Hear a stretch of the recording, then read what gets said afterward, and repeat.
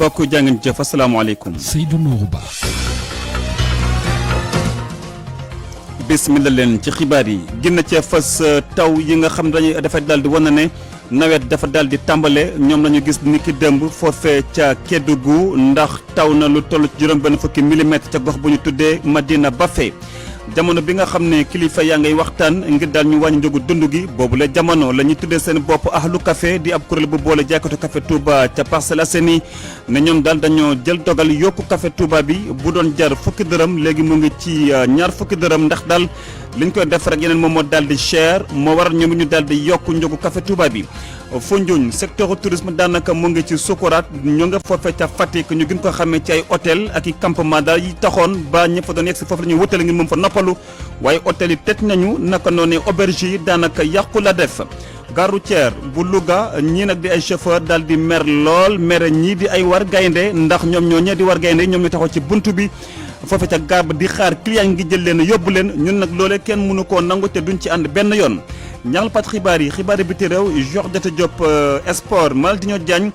ci njaxtalu xibaar nag dañuy waxtaanee tey lépp jëm ci wàllu secteur transport ndax xam nga ne jamono ji lee ñu ngay yokk paas yi ne la neexee ñi di ay chauffeur waaye itam ñàkk déggo bi am diggante chauffeur yi ak ni ñu defee li transport bi njaxtalu xibaar nañ ci ànd suñu ñaari gan di Gora Khouma ak kii di colonel Mamadou Fofana technique Aliou Ba asalaamaaleykum. Seydou Nourou Ba. dal leen jàmm ci rajo bi ngeen taamu RFM nawet daal dina tàmbale foofee ca région bu Kédougou ndax taw na lu mu néew juróom benn fukki millimètre ca commune bu ñu tuddee Madina Bafé ca département bu Saraya niki nag démb daanaka Kédougou fépp a taw yi nag yegg jamono bi nga xam ñu ngi daal di teg ci place matériel wala jumtukaay yi jëm ci waajal campagne bi jëm ci mbay mi waaye tam ci teewaayu ak contrôle ñii di way takk der yi Ibrahima Jabaxate ci ay leeral. taw yu njëkk yi wane ne nawet gi door na fi ci diwaanu Kédougou nañu démb bu ñu sukkandikoo ci quantité ndox bu ñu taataan démb mun nañu jàpp ne daal taw yi am nañu doole fële ci commune bu Madina Bafé fi nga xam ne nemmeeku nañu foofu juróom benn fukki millimètres Laminia bu nekk fi ci département bu Kédougou am na 49,3 millimètres fi Missirah Sirimana moom am 35 millimètres Mako ak Xosanto am nañu lu ëpp fanweer ak ñett millimètres yi des ci poste pluviométrique yi am nañu li tolloo ci diggante 13 millimètres jàpp 28 millimètres même su fekkente ne jëmm nawet gi ren wane na taw yuy teel ak nawet ku nar a yàgg li ñu mën a jàpp rek ci jamono ji mooy nawet gi door na fii ci région bu Kédougou li aaju ci jiw yi ak jumtukaay yi mise en place yi ñu ngi gën di wéy ci biir région bu Kédougou ci teewaayu police ak gendarmerie Ibrahima Jabaxate Kédougou RFM. li ñu ragal mooy la ñu béy ci wàllu soble ca ngéeñeen daal di yàqu war a sax ba ay tonni ton ñu ngi koy jéem a yóbbu ci marché bi béykat yi nag daal li ñu ragal mooy li ñu daal di béy yàqu seeni loxo waaye tamit ñàkk amay chambre froide ba sax ñuy waral ñu daal di yëkkati ay kàddu jébal ko ñuy di kilifa yi réew mi ndey mati jëng ci ay leeral. limub soble gu takkoo takk moom la ñu béy ci toolu fukki hectare bi le ñu ni toll na ci 20 000 sacs Mortala Seck mi moom bi le tool ne lii dafay firndeel ne ñoom béykat yi mën nañoo jox Sénégal soble ba mu doy. Sénégal mun nañuy béy lu ñu dundee ci soble waxuma la Sénégal waaye bitim réew sax mun nañ leen di jaay ndax man minimum sama tool lépp bu ma ko récolté ba lépp dajee minimum mun na am 800 tonnes léegi nag loolu ak jafe-jafe yi ñu koy liggéeyee ñaareel bi problème bi du problème mu béykat problème mu boo béyee nooy def ba jaay. ngir loolu mën a antu nag faaw ñu jàppale leen ci jàppale yooyee bokk na ñu wutal leen ni chambre froide. état bu ñu doon encombré ci lan la ñuy encombré mooy mu dëgëral ñu ba ñu mun di créer ay chambre froide yu bëri léegi béykat bi bu béyee man mun naa ko fekk ba ci biir toolam jënd sobleem ñëw stocké sama chambre froide nga xam ne moom sobleem du yàqu saa bu demee ba soble bi manqué bi ñu war a jël bitim réew ma génn ji nekk chambre froide jaay ko. service départemental bu développement rural bu Mbour ne dina leen dimbali lëkkale leen ak ay partenaires yoo xamante ne dañ leen di jàppale ki ko jiite di Cheikh Ndiaye ñëwoon ci tool yi ngir daal di xool seen nekkin. dajale nañ leen waxtaan ak ñoom ñi nga xam ne ci groupement lañ nekk GIE ñi nekk ay personnel individuel ñi nekk ay coopérative léegi nag li ñu bëgg mooy dem ci benn union boo xamante ne day dajale maraîchers yi nga xam ne ñoo nekk ci département Mbour bi yëpp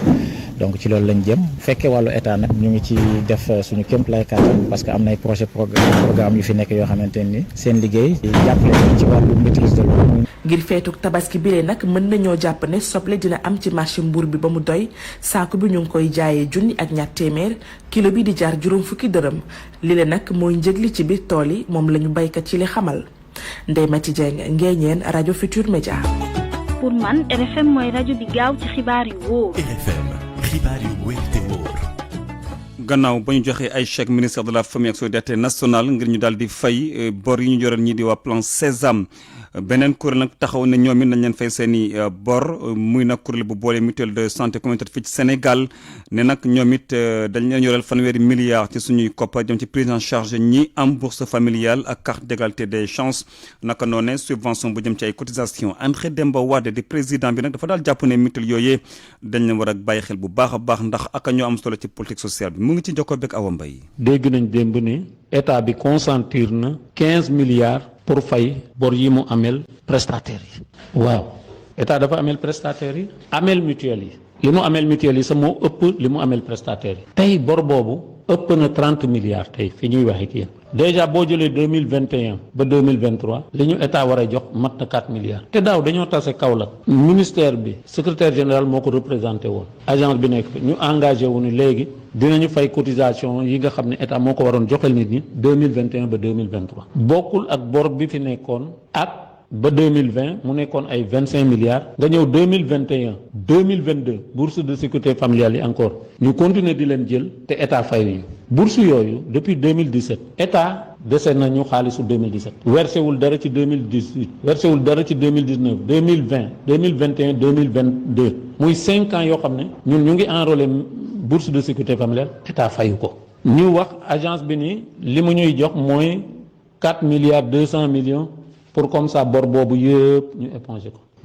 dañoo ñaawlu loolu parce que loolu dafa mel ni tey agence boobu amul considération ci mutuelle yi mais ñun li ñuy laaj mooy nañ ñu fay suñuy bor suñu xaalis. monsieur le président de la république monsieur le premier ministre madame le ministre de la famille et des solidarités dañoo bëgg tey gouvernement bi yéen ngeen taxaw ci pour fay mutuelle yi seeni xaalis. secteur tourisme mu ngi dund jamono yu metti daanaka mu ngay sukkuraat foofu ca Foundiougne ndax nag foofee li ñu xamee mooy ay hôtel yu bari ak i campement yi doon sax waral bañ fa doon yegg si foofu la ñu wutal nga mën fa noppaloon fa seen i jàmm waaye jamono ji hôtel daanaka tëj nañu bëri na auberge ya fa ne yoo xam dafa daal di màgget ba kenn mënatoo fa teg tànk war nag ba acteur daal di laaj ndimbalu nguur gi Aminata Goudiaby ci ay leeral. campement touristique bi nag def na lu mu gëj a def maanaam fees ab ONG nag moom moo fay organiser benn séminaire ci terrasse bi nga xam ni moo jàkkaarloo géej gi ngelaw lu feex moo fay ëpp Pape Si nag Foundiougne la dëkk moom nee na dafa namm jamono yi nga xam ni tourisme gi dafa doxoon loolu ci Foundiougne. bu njëkk ba Foundiougne soo fi ñëwee xar kanami Foundiougne soo wàccoon bag di rek di nga gis quand même ay antiquaires di nga gis nit ku weex des artistes pas mal d'objets d'art yi nga xam ne ñoo doon longer quand même le littoral ay hôtel bateau bi tamit nga xam ne moo fi nekkoon mu nekkoon bateau mook dara juróom fukki tubaab na fi doon wàcc chaque semaine. Foundiougne nag boo fa demee di nga gis ne lépp a changé amatul hôtel bu mag ay auberge ñoo fa nekk am na ci yoo xam ni sax seen melokaan daanaka attirétul kenn Farba Diouf moom mooy président comité de gestion bu bureau d'information touristique bu Foundiougne. amul dalukaay hôtel yoo xam ne wala auberge yoo xam ne chaque samedi dañuy am ay clients bu ñuy demee ñi ñëw déedéet ak ñi nga xam ne que ni am nañ fi seen ay kër di ñëw di indi seen ay xarit ñooñu ñoo fi nekk mais bu ñuy wax tourisme dëgg na meloon ak léegi c'est diamétralement opposé hôtel Foundiougne bi également amoon ay tour opérateur yu bëri doon ñëw par saison mais depuis hôtel bi tëj Foundiougne amatul tourisme nappkat yi rëbbkat yi ak les voyages organisés amatu fi. am na métier yu ndaw ndawaan yoo xam ne ñoom ñoo tafu ci tourisme bi daanaka ñoom ñëpp fi mu ne ci ay jafe-jafe la ñu nekk antiquaires yi conseiller voyage yi ak itam guide yi seen liggéey fi mu ne doxatul dara ñu ne nag mën nañu am yaakaar ndaxte am na promoteur yu commencé di ñëw am na sax ay tabax yu ndaw ndawaan yu ñu commencé di gis foofee ci Foundiougne. gré que nag am na ñuy def ay effort di tabax ay résidences yoo xam ne nii mën na am su paree mën na changer donne bi. peut-être que tourisme bi mën na nekkat ci beneen fànn. tourisme balnéaire bi nag ñoom ñu jàpp ne mënatul dox fii ci Foundiougne ñi nga xam ne ñoom ñoo yëngatu ci wàll wi di wax ne nguur gi dafa war a jàppale acteurs yi nekkee ci Foundiougne ñu gën a suuxat li nga xam ne moom la ñuy wax écotourisme. Aminata Goudiaby Fatick RFM. Aminata Goudiaby Diender di yenn benn ci ay communes département bu Thiès daanaka foofee mbalit ma leen fa sonal ndax foo taxaw rek di nga seen mbalit wala sax jege ko lool wala sax ba jamono ji daal askan wi daal dañoo jàpp ne seen dundin gaa nga yàqu ba sax waral ñu daal di ànd ngir daal fexe ba doole daal di fa jóge ñu dem foofee ca Diender fekki fa Cheikh Anta Diop. Diender di ab commune rurale nekk ca booru Kayar waaye dëkk bii mbalit daf leen sonal lool boo jaaree ci dëkk yu mel ni Toor Mbijëm jàpp Bayax Njar ba yeneen dëkk yi ak dëkk yu ko wër li leen sonal bokk na ci mbalit mi ndaxte matériel yi tondi mbalit yi amuñu ko loolee leen gën a sonal Amadou Mame Diop di premier adjoint au maire. C'est la raison pour laquelle il a convoqué la population de Diender à venir massivement en cette journée. L'UCG et ses équipes aussi ils sont là depuis 3 jours. looloo tax nag maire dëkk bi di Alassane Ndoye wax askan wi yëpp nañu génn setal dëkk bi ndaam nag amuñu ku ñu jàppale waaye waa UCG ñoom ànd na ak ñun ci biir terrain bi lu man 3 fan a ngi nii ñi ngi fi te nag dinañ wër dëkkaan yi ci lu toll ci diirab fukki fan ngir génne mbalit mi ci Jandeer. Ils sont dans Bayax, ils sont partout dans Jandeer et ils continuent à travailler jusqu'à 10 jours. kii di Alassane Ndoye moom nag nee na de Jandeer saa su nekk mi ngi ciy def ay jéego ngir fexe ba tonn mbalit yi waaye néew la ne ñu ko ci jàppale ba tax mi ngi sàkku ci askan wu Jandeer ñu xam ne dëkk bi seen dëkk la defar bi kenn waru leen ci jiitu. xam nga ñun dañoo jotoon ni président de la république Diomaye joxe woon na ndigal ni bésu setal Sénégal gépp ma jàpp ni nag li wolof yoo xam naan ku la naan sangul sab taar la bëgg waaye ku la naan baleel si bunte kër bëggal na la wér. ñu gis na nag askanu Jandeer jaaykat yeeg baykat yi jigéen ñi ñëpp génnoon nañ doon setal dëkk bi nee nañ dañoo bëgg Jandeer am beneen xar kanam. RFM Thiès Cheikh Anta Diop. Gadiobe ak mairie ña nga ca département bu Podor foofee fukki simili ak benn moo tegu ci ineer. pour man RFM mooy rajo bi gën a jege askan wi. RFM rajo bi jaamu seen soxla. station la taxawaayu Arafa xam nga ne ëllëg la waaye ujjaaji nag jamono jile ñu ngi foofe ca Muna daanaka sax nit ki démb ba tey ñu ngi leen fay yóbbu voyage bi nag yéex la def waaye nag lu ko mooy ak tàngoor gu metti daanaka lépp a ngay jaar yoon leerali Ourey Thiam yor kàddu yu voyage privé yi ak Nafissatou Silla. tey lu mu guddi guddi pèlerin yëpp dañu war a quitter Makka pour dem fanaani ji Muna laata ñuy waajal pour dem Arafat suba ci bëccëgu aj bi en tant que tel actuellement nag depuis si guddi bus yi ñu ngi def rotation am na nag ñu nekk Makka actuellement nii di xaar donc ñëpp demaguñu moo tax sax ñenn ñu jullee fii àjjuma rotation bus yi moo xaw a yéex parce que d'habitude benn bus la ñuy affecté pour à peu près 300 à 350 personnes donc du coup day def ay 5-6 rotation xaar bi dina mën a def ba ay 10 heures de temps d'attente loolu daal moo ci xaw a yéex mais alhamdulilah tout se passe bien nit ñaa ngi dem di installé wu démb équipe bu repérage yi demoon nañu privé comme état dem xool tente yi xool disposition yi def nañ fa ay matelas yu ndaw ak yenn accessoires yi mais xataay bi day ba tey nit ñaa ngi koy jooy ñu dénk nit ñi muñ te xam ni foofu la aj gi di tàmbalee te yàlla bu dee ni muñ la dénkaane ci aj gi ak ñàkk jàmbat ak ñàkk xuloo ak ñàkk werante am na lu tax sénégalais yi li ci ëpp dem nañu ñi ci des ñi ngi xaar seen transfert restauration bi nag comme d'habitude xam nga moom day xaw a yéex mais ñu ngi ci bu ñu xëyee suba teel incha allah dañuy commencer transfert yi jëm Arafat yendu fa ba ngoon après ñëwaat Musdalifa for fa ay xeer dooree ñëw Muna bu ñu paree nag am na ñoom nu ñu organiser ne léegi du ko jóg rek dem dafa am heure boo xam ne kenn du dem nit ñi dañuy toog xaar ba ñu joxaat ñu heure bi ñu war a dem li ñu war a retenir aussi mooy Muna tàng na trop instant bi ñi ngi annoncé ay 50 degrés c'est entre 48-49 ba 50 degrés. ñëwaat fii ci Ndakaaru wala sax ñu dem foofu ca Louga wax nag ci jamono ji nga xam ñu ngi waajal tabaski xam nga ni jógee Ndakaaru wutali yeneen gox yi dafa daal di métti ndax transport bi cher na lool war a sax ba ñii di ay chauffeur foofee ca Louga di xoolante ci gët xoolante bi neexul ndax ñoom ak ñii di way war gaynde yi diggante bi neexul jamono ji ndax war gaynde yooyu ñoom ñu daal taxaw ci buntu gaaba di daal di foqati seen i client di leen yóbbu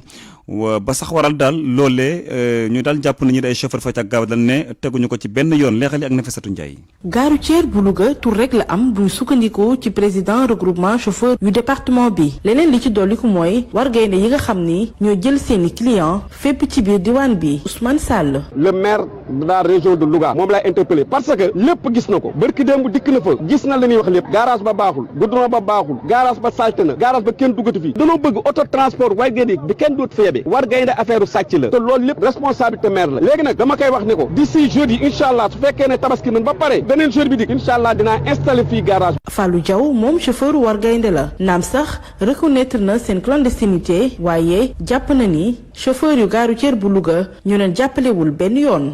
ñu ne ñoo amuñu problème de ñoom ñoo bëgg a xëcc problème xam nga lan moo tax ñun ay xale lañ dañuy liggéey ñun amuñu lu dul aloo Dakar amuñu xaalis buñ jëlee ay millions di def ay prêt di jël ay oto lan moo tax ñoom buñ jëlee ay oto duñ ñu ko jox duñ mosuñoo ñëw imposé ñu lool de buñ ko jëlee seen i jarbaat lañ koy jox ak seen i mbokk waaw lan moo ko différencier ak oto yi nekk ci garage parce que ñun légalul ñoom ñooy transporteurs yi mag yi ñoo am doole jooju ñoom ñoo ñu mën a may doole pour ñu légal am seen ñàkk déggoo bi clients yi sax dem nañu ba di si dugal seen lamine. man la Fane Ndiaye nekk doomu chauffeur xam li nit ñi di dund ak xale yi war gaynde dañ leen a war a jox autorisation ñuy daw di dem di dikk seen oto yi nag moom la ñëpp gën a taamu ko seen 7 places yi liñ bëgg nag mooy ministre bi mu légaliser oto yi mu dugg te âge oto yi aussi ñu teggil ñu ko. gendarmerie bu Louga nag moo daal di fexe ba ñi nga xam ne ñoom ñoo war gaynde yi daan taxaw ci station bi ci route nationale bi daal di fay jógee ngir dem jëli seen client feneen Nafissatou Ndiaye Louga rajo Futurs Médias. des ba ci wàllu tabaski Kaolack nag daanaka ñu ngi fay teg di jaay lu bëri sax ci ay pàkk ak ki fourne ak yeneen ngir waajal waaye nag njëg di moo cher Fatou Mbow.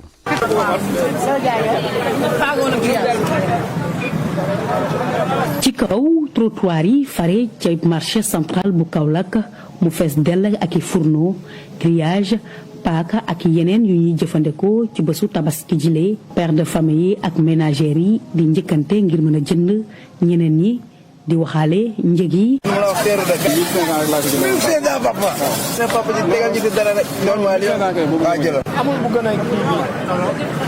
Ibi Diouf ak Fatoumata Ba di xamle ne njëg yi daal dinañuy cher loolu rawatina ak atum ren ji. bon d'après li muy xaw na cher nag par rapport ak daaw moo xaw na cher ñu naan ay 2000 francs xaw na cher kaw. pièce la ñu doon jënd ba cher na kay ñaata lañ la ko waxee 1000 francs. paaka yi nag ba tey jaragul donte na sax ñetti fan a ngi ni muy wuraalu buñ sukkandiku ci kàddu yu Mortala di ab jaaykat moom mi nag di wone ab njàqareem ci mbir mu ni mel la. tuuti rek dox nit ñi bëgg na waaye amuñ barki dem ba léegi maa ngi jaay teguma dara. wuuteeg loolu demin Mbay Caam di ab jaaykatu fourneau moom mi nag di xamle ne mu ngi jaay nu mu waree ay fourneau donte na sax client yi du ñu fay njëg. pour ne 1500 yi ñëw xoolal da ngay fekk pour ne 5000 ñu lay fay 1500 te loolu du ñu arrangé quoi mu nga jaay. njaayum fourneau grillage paaka ak yeneen yu ñuy jëfandikoo ci bésu tabaski bi ñu ngi koy amal nu mu waree. jëndkat yi nag am mbégte loolu gis yooyu la jumtukaay fees dell ci seen i gët. Fatou Mbow Kaolack rajo Futurs Médias. ñëw fii ci Ndakaaru wax na ci café Touba bi ndax xam ngeen ne jamono jile ñi mu kuréel bi boole jaaykatu café Touba nag foofa ca Parcelles Assainies ñoom dañoo jël dogal yokku café bi bu doon jël fukki dërëm léegi mu ngi ci ñaar fukki dërëm. ahlu café nag la ñu tuddee seen bopp te dañoo jàll jàpp ne café bi dafa cher ñu koy jëndee naka noonu lu ñu koy defaree tamit cher na reportage Salamata Ousmane Diallo. Salam, ça va. fii ci Touba Daaru Minam café nekk ci Parcelles Assainies fii ñu fi fekk ay thermos yu ñu daal di rangale benn potu suukar ca wet ba client yi di ñëw benn par benn di wuti si seen kaasu café. waa café ngeen naan neex na rek. café Baye Laat moom dafa neex lool. Modou Ndoye ak Samba Diouf ñoom yëg nañu yokk bi nga xam ne ñu ngi koy waajal def te ñu jàpp ni sax nag lu yell la. benn boutique mu informé ne ma 2500 lay jar lay actuellement nii. ça fait 4 jours saa su ma yeewoo 100 francs lay jël yokk café bi c'est normal quoi actuellement nii. parce que jaaykat café dañ si am dara te café aussi dafa cher. wute gis-gis loolu ak kii di Daouda mi jàpp ne yokk bile du mën a arrangé ñi naan café ñëpp ba tax muy daal di dégtal yeneen pexe. mais état bi mun na wàññi prix suukar bi ñoom aussi ñu soxla que ni amuñ 100 francs mun nañ jaay kaas café 50 pour nga jënd 100 francs aussi nga jënd 100 francs au moins mu xaw a tane. Moussa Cissé moom mooy président ak lu café gi mu ngay daal di wax li sabab bi leeg yokku. même bu wàññee café gi dafa waratul jar fukki dërëm jamono da koo weer jamonoy Abdou Diouf ba léegi fukki dërëm lay jar loolu jaaduwul ndax norme yi nga xamante ni mooy norme café boo ko bëggee jaay fukki dërëm doo si génn gaz bi da nga koy saat gaz boo xam ne du def semaine day jeex te gaz bi 3000 francs lay jar te président lu mu wàññi mënul yóbbu kilo café 1000 francs wala 1800 fa mu nekkoon mënut a nekk ndax café gi kilo doom bi rek mi ngi jar 2500. Baylaat nag moom di woo client nga ngi ñu daal di am ab compréhension ci yokk bile waaye tamit ñu mën a ràññatle café yi nga xam ne ñu ngi koy jaay ci seen qualité. client yi loolu la bëgg ñu xam képp ku la jaayee 100 francs café na nga xam ne café bu mu la jaay mooy qualité moo xam ne raxuñ ko suukar si raxuñ café gi képp koo xam ne jaay na la 50 jàppale na dafa rax suukar si jàppale na dafa rax café gi. yokkub kaasu café Touba bi nar a jógee ci fukki dërëm jëm ci ñaar fukk danañ ko daal di tàmbali léegi fukki fan ak juróom-ñett ci weer bile Salamata Ousmane Diallo Parcelles Assainies rajo Futurs Médias. RFM bitim réew. Georges Des Diop maa ngi lay nuyu. maa ngi lay fay Seydou Nourou. ñu dem foofa ca Niger président nag bi ñu fa jëlee woon xam nga ne coup d'état moo ko fa jël di Mohamed Bazoum daanaka amatul sax ñu tuddee immunité présidentielle. cour d'état bu Niger moo teggi immunité présidentielle boobee tey ci suba kon nag moom Mohamed Bazoum mën nañ ko toppee ci kanamu tribunal militaire jamono ji au trahison complot bi nga xamante ne mën yóbbu réew ma ci guuta ak itam apologie du terrorisme. Mohamed Bazoum nekkoon njiit réewu Niger 2021 ba 2023 coup d'état moo ko fa jëlee ñaar fukki fan ak juróom-benn ci weeru juillet gi ñu weesu cour d'état bi nag ñu créé ko ay weer gannaaw boobee coup d'état bi ñu installé conseil national pour la sauvegarde de la patrie moom nag dafa boole sañ-sañu cour de cassation ak conseil d'état. ñu dem foofu ca Mauritanie ñu ngi ci bu baax a baax sax ci campagne présidentielle bi. campagne bi door na bi minuit jotee lu ëpp ci candidat yi nag ñoo ngi ko dooree ca capitale ba di Nouakchott Mohamed Diop. juróomi candidat yi samp seen ndënd ci élection yi ñu dëgmal ci weeru juin wi ci Mauritanie seen campagne électorale ñu ngi ko ubbee Nouakchott di capitale bi ngir mën a jokkoo ak nit ñu bari ndax ñiy woote ñett ñoo ci jël kenn ki fii la nekk muy fi ëpp nit ci réew mi. candidat yi nag ñett dong ñoo ci am expérience campagne électorale muy président bi fi ne di Mohamed Ould Cheikh El Ghazouani ak ki fi xeex wàllu ak yelleefu doomu aadama di Biram Da Abeid ak benn économiste di Mohamed Moutaji Wavi. ñeneen ñi ci des di Hamadi Sidi Mokhtar jiite kujje gi ak docteur bi fàcc wàllum xel di Soumaré Ousmane ak avocat bi di Aïd Mohamed Mbarek ak benn scientifique Mamadou Bokar Ba ñoom kenn mësu ci nag nekk candidat bay jiiteeb campagne électorale teewul nag ñoom ñëpp a nar a daje mbëkkante ci ñaari ayu bés yi nga xam ne nag campagne bi nar na ko gudd balaa ñu noppalu benn bés doog a xëy wote ji Mohamed Diop RFM Nouakchott. ci Afrique du Sud moom Cyril Ramaphosa boo moyut danañ ko falaat njiitu réew te du am ay jafe-jafe donte sax ANC di parti amul majorité absolue ci parlement ba foofee nga xamante ne député yu yees yi ñu ngi fay prêter serment ajuma gi def nañ ko ba noppi sax IFP di parti Zulu nee na day fekki gouvernement d'union nationale wa nga xamante ne ANC proposé na ko Anna Rocha. député yi nga xam ne ñoom la ñu fal njeexiteelu weeru mai gi ñu génn ñooy daje ajuma ji ngir fal njiitu réewu Afrique du Sud bu bees buñ ci noppee war a taxawal benn gouvernement de coalition lu musat am ca Afrique du Sud député yu bees yi daal dinañ waat ba noppi léegi nag ñu war a proposer candidat yi nga xam ne ñooy xëccoo boppu réew mi bu dee Cyril Ramaphosa moom képp mooy candidat bi ñu fal ko bu dee nag dafa am yeneen candidat dinañ amal benn vote bulletin secret fanweeri at a ngi nii nag ANC di parti dem ci yàlla Nelson Mandela musut am jafe-jafe ngir fal njiitu réew bi mu bëggoon gulet kon président Ramaphosa war a jàkkaarloo ci ab assemblée boo xam ne ANC amu ci majorité absolue bi donte ne nag parti bi moo wéy di nekk majoritaire ca assemblée nationale am téeméer ak juróom fukk ak juróom-ñeenti député ci ñeenti téeméer yi nga xam ne ñoo nekk ci assemblée nationale bi waaye nag faw mu daal di déggoo ak yeneen parti yi bu ñu bëggee taxawale gouvernement d'union nationale ni ko Cyril Ramaphosa bëggee waaye nag du lu yomb bu ñu sukkandikoo ci DEA di parti opposition bu njëkk bi foofee ca Afrique du Sud ba démb ci guddi ay 2 heures du matin waxtaan wi mu ngi doon woy ak waa ANC. ñu tali RDC ca Congo nag ay fukki bakkan rot nañu ci ab attaque bi nga xam ne ay rebelle ñoo ko amal foofu ca Nord Kivu. gën kaa tuuti ñeent fukki doomi aadama ak ñaar ñoo ñàkk seeni bakkan ci ab ret wa nga xamante ne mu ngi amee ca territoire bu Lubero nekk ca Nord Kivu cong gi nag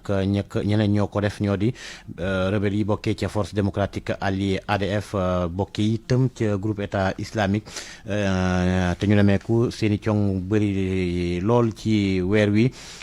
laata cong googee nag colonel Alain Kiwewa Mitela di administrateur boobee territoire joxe woon na ab xayma ci ñi nga xamante ne ñàkk nañ seen i bakkan bi weer wi dooree ba léegi te ADF yi def lu ni mel mu ne téeméer ak juróom fukki doom yaadama gën kaa tuuti ñàkk nañ seen i bakkan ci yooyee cong nga xamante ne ñoo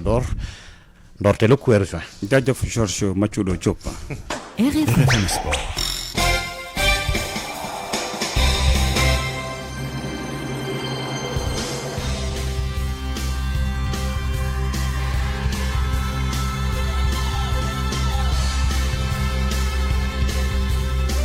Malal Jean Diagne maa ngi lay ziar. maa ngi lay delloo ziar Imam Seydou. naka ajuma ji. sant yàlla bu baax. alhamdulilah Cheikh Gueye daal dina jóge ca boppu Teungueth FC. démb la joxe xabaar bi jóge na foofu tekki na ba tànkam nekkatu sa entraîneur lu sabab loolu nag nee na ay mbir yi boppam la Sode Thiam.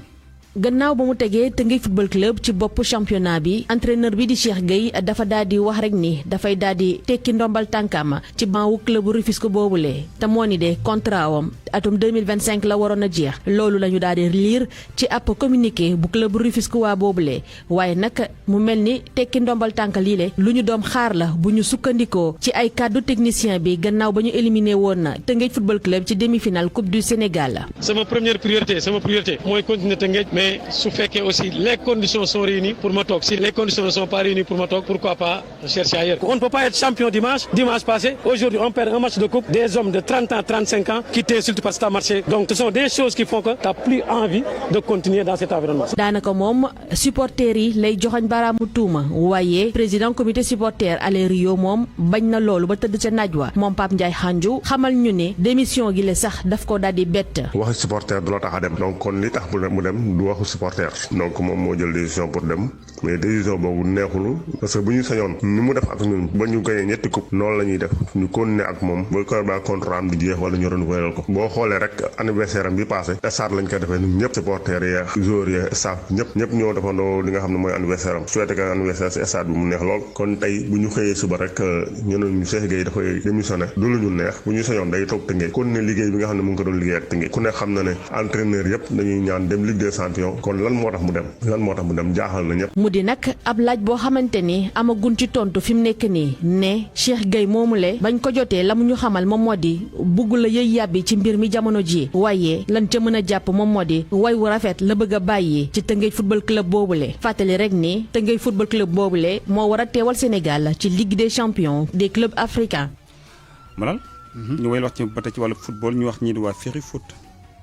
ñoom daal la ñuy waxtaanee. waaw ñoom ñu ngi ci kanam fan yii dañoo doxal ba ñëpp gis leen xàmmee leen loolu nag nu def ba yegg si fii seen manager général di Khalifa Gueye waxtaan na si ak Cheikh Tidiane Diagne. secret bi mën nañu wax ni liggéey la rek liggéey ak doylu ndax académie bi bañ koy créer looloo ko tax a jóg 2017 bi ñu ñëwee dañu woon dañuy jël xale yu Louga yi nga xam ni xëy na kenn jëlu leen en compte organiser leen fexe ba ñu mën a jonganteeg seen i moroom yeneen dëkk ci lañ commencé liggéey bi 2019 la ñu fédération nag doog a affilié donc ñu reconnaître 2020 xamoon nga ni ak xew-xew bi fi amoon Covid bi championnat amul donc mën nañu wax ni suñu saison suñu carrière ci mi ngi démarré ci en 2021 voilà léegi nag Coupe du Sénégal moom ñaari ñun daawuñu engagé équipe senior bi junior bi lañ daan engagé ak cadet bi senior bi championnat régional rek lañ daan joué donc ren yàlla def coach bi ñu waxtaanee mu ni dafa bëgg ñu engagé équipe senior bi ci lañ ko engagé donc bi mooy suñ première fois ñu football Coupe du Sénégal ñu ñëw préliminaire nag lañ commencé ndax niveau bi nekk ndax boo fàttalikoo ñun ñi ngi division régionale ci équivalent 5e division tey buñ ko doon compté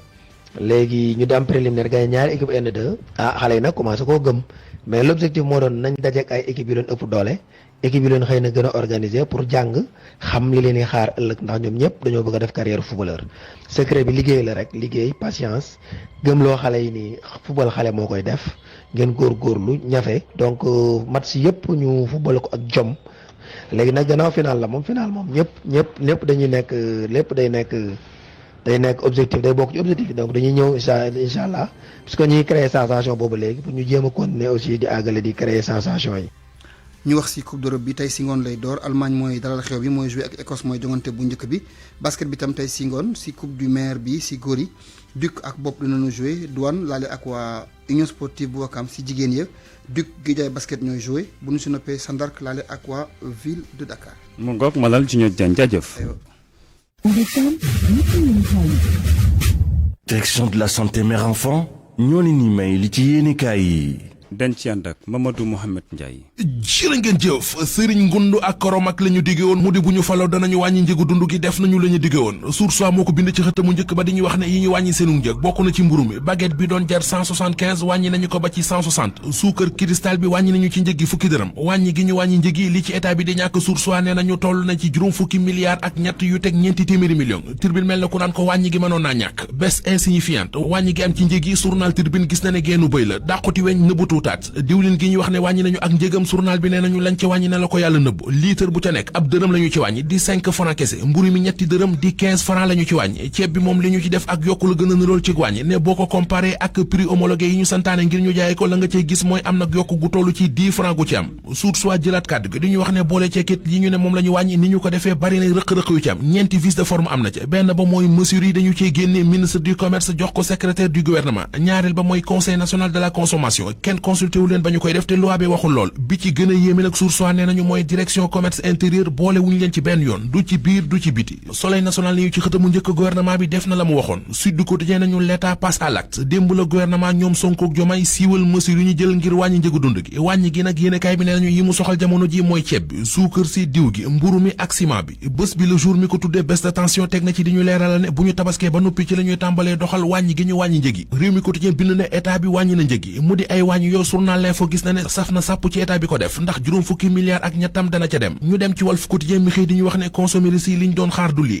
kenn ci ñoom di Amadou Moustapha Gaye bokk ci fédération association des consommateurs du Sénégal mi ngi ñuy wax ci biir journal bi ne dëgg la lii jéego bu njëkk la waaye askan wi ñoo ngi doon xaar ci autorités yi ay wàññi yu gën a yaatu mburu mi ñuy wax ne wàññi nañu ci ñetti dërëm ak wàññi amu ci ndax mburu mi ak njëgam musuta yokk gouvernement bi fi jugee dañ ko subventionné woon beneen consommateur di Souleymane Ndiaye bu éco-citoyen bokk moom it ci fédération association consommateurs yi ci réew mi mi ngi ñuy wax ci biir Walf Quotidien ne ñoo ngi doon xaar ñu wàññi njëgu luyaas bi ñoo ngi doon xaar ñu wàññi njëgu carburant bi wàññi frais yi ci njàng mi wàññi transport bi wàññi courant bi wàññi njëgu ndox mi wàññi frais yi ci paj mi waaye yooyu yëpp ñu fi digge woon ak wàññi defuñu ci tus l'observateur nañu état bi ay mathématiques ay pexe ki sacrifice yu rëy lay def ngir mën a wàññi li mu joto wàññeegum mburu mi ñu wàññi ak njëgam l'observateur nee nañu bari na ay boulanger yu nekk ci réew mi yu ci amee mbetteel akuk jaaxle yeneen yi ñu wàññi bari na ay commerçant yu ci am réserve nee nañu ñoo ngi toog di seetaan ba xam ñi wàññi li ñu wàññi ana nan la ñu koy defee ki def lu bariwul lu ñu gis ku ko def journal yu bëri xëy nañu ko def ci seen xëtu njëkk Maodo Malick Mbaye ma ne woon directeur général bu ANAMO Vox Populi nee nañu démissionné na keroog altine la bind ab lettre de démission jox ko ab ministre am boole ca kit lépp lu aju woon ne teranga ci ndombal tànk li mu delloo ko seeni borom muy salaire ba ci passeport diplomatique ba ñu ko joxoon lépp la Maodo Malick Mbaye delloo point actu nañu ginnaaw bi mu sante président Macky Sall mi ko joxoon cër bi félicité président Diomaye ak ko premier ministre am Maodo Malick Mbaye delloo na ANAMO seeni borom fas yéene concentré wu nag léegi ci ab mission médiateur am ci Afrique loolee mu def point actu édition historique la ko tudde ku lakk mburu tuddub dëkk tabaski gii ñuy wàcc am na ñu xëy di nit li ci l'observateur lu ñu mës a dund ci tabaski loo xam ne duñ ko fàtte bu mukk mu di góorgóorlu ba jënd sa xarum tabaski indi sa kër yeew ko ay njóobeen ginnaaw la yeewi ko yóbbu ci ñu ko mës a dund am na kenn ki ci l'observateur xëy dajal nee na leen li ñu ko sàcc ci xaru tabaski kenn xamul nu mu toll ba tax na léegi bu guddi jotee xarum tabaskeem ci biir salle de bain la koy dugal ngir ba ñu sàccal ko ko. Direction de la santé mère enfant ñoo leen doon may li ci yéene kaay yi. xibaar yi gis-gis. gannaaw bañ jaajëfalee Mamadou Mouhamed Ndiaye ñu ngi ak yéen ak ci waxtaan wi gis-gis te li ñu waxtaanee mooy secteur transport na xam nga ne fan yi weesu ak tabaski bi bëri na lool coow njëg mi nga xam ne ko daal di yokk waaye tamit chauffeur yi ñoom seen i biir sax ñoo daal di déggoowul ndax am na ñoo xamante ne daal dañu am seen i wargay nag yeneen di def transport ci nu jaarul yoon. yenn chauffeur nag ci ay gaar nag ne duñ ci dal bu dee nag suñu gan ñu ngi ci ligne bi kii di Gora Khouma jiite wala secrétaire général bu transport routier yi nag bokk ci CNTS ñu ngi leen nuyu Gora Khouma. waaw ñu ngi lay fay nuyu ñuy déglu yëpp ñu leen di nuyu permis di nuyu kàtt gi. jaajëf ñu ngi tamit ci ligne bi ak kii di colonel Mamadou Fofana di expert ci wàllu sécurité routière maanaam kaaraange ci wàllu tali bi colonel Mamadou Fofana maa ngi leen nuyu. maaleykum salaam Seydou Nourou di la wax jumaa mubarak ak auditeur RFM yëpp di ñaan yàlla def jàmm. jërëjëf ñu tàmbaleeg Gora Khouma secrétaire général bu union des routiers du Sénégal bokk ci waa ñi di waa CNTS dañ Gora dégg nga ñàkkul na coow li fan yi ci wàllu secteur transport ak kat yi nga xam ne ministre bi El Malick Ndiaye yëkkati na ko démb lan moo ci sax gis bu njëkk. waaw day dégg na wax ministre bi wax ka ñaari kàddu ci wàllu yokk paas yi ak transport sauvage ma di wax ne tarification ni mu ko waxee man ànd naa ci li mu wax ndax tarif moom waruñu ko yokk waruñu ko wàññi ndax moom ci loi lay wax waaye nag daa war a mesurer conséquences yi parce que oto yi bu ñu jógee Dakar gii dem fu ñu mën di dem ci biir Sénégal ak tarif appliquer les tarifs normaux bañ kaa yokk appliquer li loi wax oto yooyu dañoo war a gaarewaat foofu ba amaat yeneen client indi leen Dakar kon vide boobu moo war a loolu ñuy yokk pour que mu am benn manquant boo xam ne bii yow daa am coût mais bu fekkee dañ ne nag nañu appliqué li loi wax moom du ministre de la République la amul sañ-sañ wax ne wàññi leen ko amul sañ-sañ wax ne yokk leen ko kon li mu am sañ-sañ wax ko tamande ca mooy ne ñetti di tarif bi parce que mënu wax leneen lu loolu waaye nag bu ko waxee ba pare tam nga xam ne mooy loi war naa mesurer les conséquences conséquences yi nag wax naa ko léegi du ma ci dellusiwaat parce que retour vide boobu y a un coût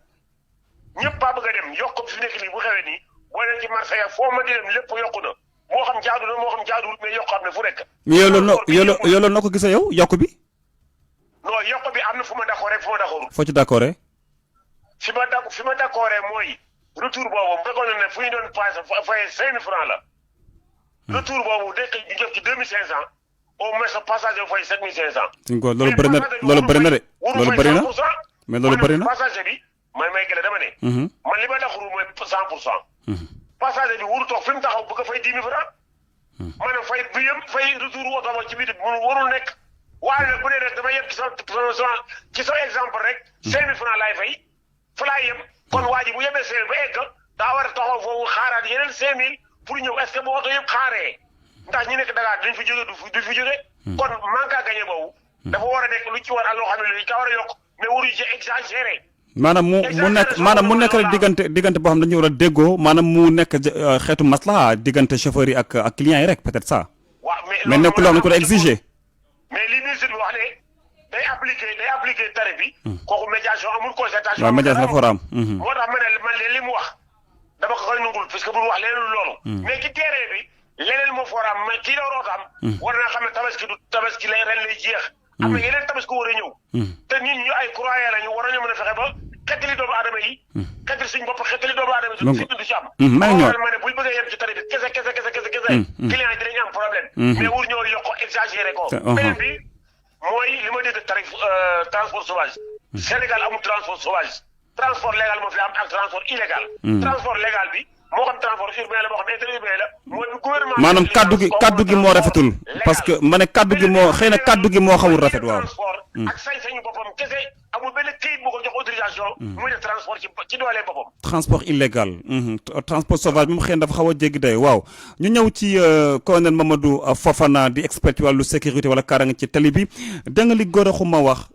tey lii yëpp lu mu war a mën a jur ci terrain bi yu mu expert maanaam lan la war a jur lu mu nar a jur ci tali bi ak yeneen jërëjëf Seydou Nourou Gora li mu wax dégg naa ko mais li ma mën a wax mooy li mu mën a jur fitna bu bëree bëri dina jur ay accident dina jur ay oto yu paan dina jur ñoo xam ne duñu yegg fañ jëm wala duñu dem fa ñu bëgg a tabaskee problème bi nag daa nekk problème bu yàgg fii Sénégal te mosuñoo toog wax ci mais nguur gi il faut que mu dugal ci loxoom gis nga ni ñu réglé problème mu jaaykatu xar yi ci place yi ñuy jaayee si ñëpp il faut ñu toog borom oto yi syndicat yi consommateurs yi ñu toog ñu ne gàmmu màggal ak yeneen cérémonie yi nga xam ne am na fii Sénégal te dañu la am ci at mi te lu ci ëpp dañuy déplacé wu dañu toog nu waxtaan lan moo am ñii dañoo bëgg a dem ñii dañoo bëgg a yeb mais ñi bëgg a dem ñoo ëpp ñi yeb te ñii yeb bu ñu demee bu ñu dellu siwee ñee du ñu dem loolu lu mu laaj mooy ñu jàppale te suñu biir laayante biir ci boor bu ne nu muy demee man Njaareem laa dëkk billet bi junni boobu mooy situation normale du 1er janvier ba 31 décembre 5 000 francs la du bouger waaye nag ñu ne tabaski bu ñëwee ki jëm Njaareem junni boobu muy fay da koy continuer di ko fay mais oto bi il faut que mu dëpp jëli mbokk boolam ba nekk Ndakaaru pour mu ñëwaat fii pour mu mën a dimbali foofu ñu ne ko da ngay yokk sa paas bi ñaar téeméer pour carburant bi mu nekk junni ak ñaar téeméer moom xam ne ñaar téeméer yooyu mu yokk pour lan la donc mu jël junni ak ñaar téeméer yooyu dellu nombre de place yi ñu toll loolu la ñuy yokkal transporteur mais dañ koy waxtaane ba d'accord ci waaw muy benn ñaar communes yi maire yi il faut que ñu liggéey ni ñuy liggéey mooy place yu oto yëpp dañ leen di recenser te njël benn wax leen quelle place yi ñu yebee fii la ak fii ak fii ñu teg ko table teg ko registre am ñuy contrôler ñu mën a encaisser seen i taxes ak seen i frais mais lépp lu fa départ day xam fu mu jëm ban oto la ban numéro la ñaata nit la jël seen carte d'identité lépp donc leneen li nga xam ne nag nguur gi nag moom mooy daaj da jigi mu ubbi autoroute bi ci benn bés boobu mu ubbi ko wala ñaari bés mu ubbi ko xam ne Eiffage naka la koy gérer ba nga xam ne ku départ doo taxaw ci yoon bi parce que oto yi dem yëpp am na yi am nga xam ne nekk ñaar règle ñi amuñu vérification loolu mun nañ ci ñëwaat soo bëggee. dinaa si ñëwaat ci yow ci deuxième partie bi waaye tamit sànq dégg nga lu góor xuma wax maanaam xam nga sànq nee nga bu dee transport bi junni la ñàkkul ñu yokk si 1000 francs waaye góor sànq dafa wax 2500 la wax de. non 2500 bari na.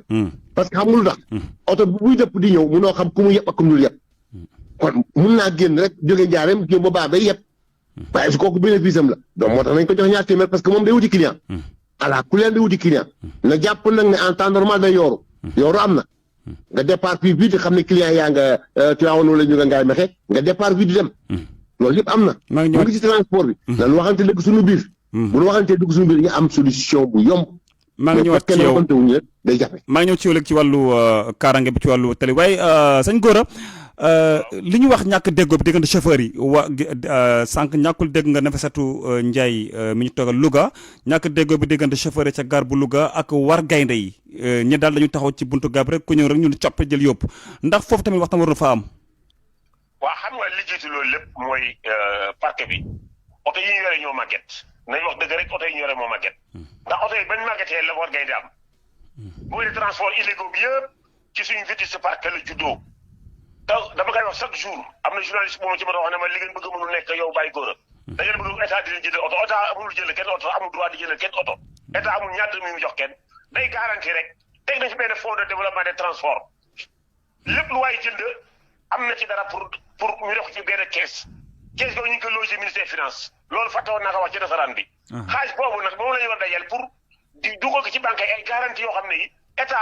dërëmam du ci dem te banque yi dinañ mën a financer parc bi ñu renouveler parce que Sénégalais yi dañoo métti nag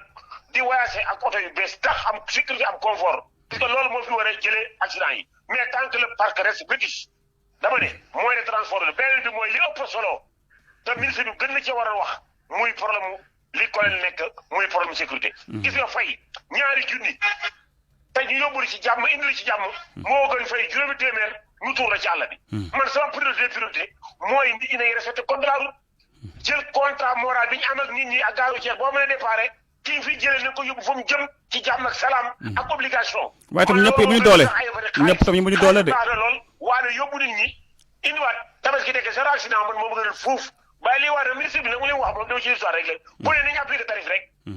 mënuma wax lu waaw mais kon problème dina am problème moom bu rëy dina am dégg naa nag koy li muy wax ne koo xamante ne ci exemple bi jël 5000 nee na kilomètre téeméer dafa bari lungu naa ba léegi mais bu ñu bëggee rek appliqué rek à la lettre li loi bi wax amul yokk tarif dina am conséquence yu bare yu am xaw ma nag luñ ci yokk mais y aura un coût pour ce retour vide boobu ñu mën cee am luñ ci def ci suñu bopp en tout cas li ma téwoor mooy parc bi dañ kaa war a yeesal dafa jot nag ñu yeesal ko man foofu laay wax mais ki nga xam ne amul droit de transport man ay waxam sax du ma ko wax parce que état la neex état bu ko neexoon ku amul droit du def transport du leen bàyyi def transport bu ko neexoon en 24 heures war ngay de jeex Sénégal parce que oto la boo xam ne bii amul assurance amul dara li muy daw assurance oto bi def transport assurance bële nga yore li muy daw tamit doy na waar assurance jaune la ñuy yore kon mooy wan ne waruñu ci fay paas oto bu ñu fay paas assurance bële la yore oto boo xam ne doo ci fay paas assurance jaune la yore te war ngay de yëpp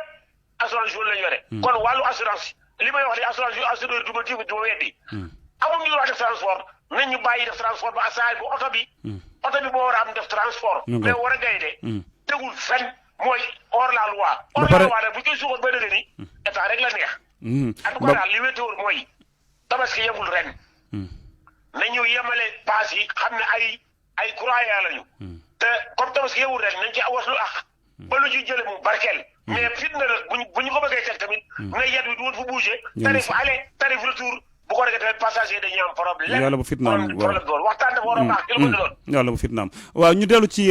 Colonel Mamadou Fofana waaye lii yëpp lu ñu waxtaan nii yëpp lu ma nar a mën a jur ci wàllu karang ci tali bi ndax oto yi tamit léeg-léeg bu tabaski ñëwee dañu bëgg am seeni client yokku paas bi daw bu baax a baax ci kaw tali bi lu mu mën a jur ci wàllu kaaraange ci tali bi ñàkk kaaraange lay mën a jur neexul ba neexul c'est nour ñàkk kaaraange lay jur de parce que dañ koy bennal dañuy seet commencé d'abord ci aéroport bi nga xam ne moo nekk ci autoroute bi ku jëlul say disposition juróom-benni waxtu nga dem aéroport boo deful ndànk doo tukki muy benn ñaar oto yi nga xam ne ñooy yeb bu fekkee ne ci njëlbéen dem mu ñu def seen visite technique ñu vérifier pneumatique bi vérifier lumière yi def vérification yëpp oto yu bari dinañ gaare ci yoon bi te autoroute bi oto bu ci tàkk dina lakk ba jeex tàkk muy ñaar ñett oto yi nga xam ne dañuy yeb fu ne chauffeur seen bopp du ñu nelaw te amuñu ñaari chauffeur ci oto yi distance bi day gudd moo tax ñuy daanu diggante Kaffrine dafa am point yi nga xam ne fa la oto yi daanoo Kaffrine la Louga Koumpentoum fii Mbour ak sotti Thiès ak booy génn Tivaouane pourquoi parce que foofu mooy tolloog la nga lekk rees nelaw fekk la fa nga gëmmantu da ngay nelaw ñëpp ngi nelaw aussi ku jógee Fuuta ñu jógee Fuuta ñëpp ñu ngi daanoo diggante Ndar après boo weesoo Louga ay tegtal la donc nguur gi ci boppam moom mën a war a jël ay mesures maintenant leneen li ci des aussi comme tabaski la événement spécial la cag-cag yi aussi li ñuy waxee war ngay di cag-cag yi c'est la même chose cag-cag yi njaareem géema dëkk parce que bëgg naa njaareem loolu diggante njaareem Ndulo Mbàkke Touba cag-cag yi dañuy ànd ak oto yi Ndakaaru fii li fi nekk ci cag-cag kenn xamul nu mu toll kon daaw ñu fi jóge yëpp ci dañuy départ dem nekk ñaar ba ñett ci kaw cag-cag bi amuñu gilet amuñu casque amuñu assurance yooyu ñëpp ay problème la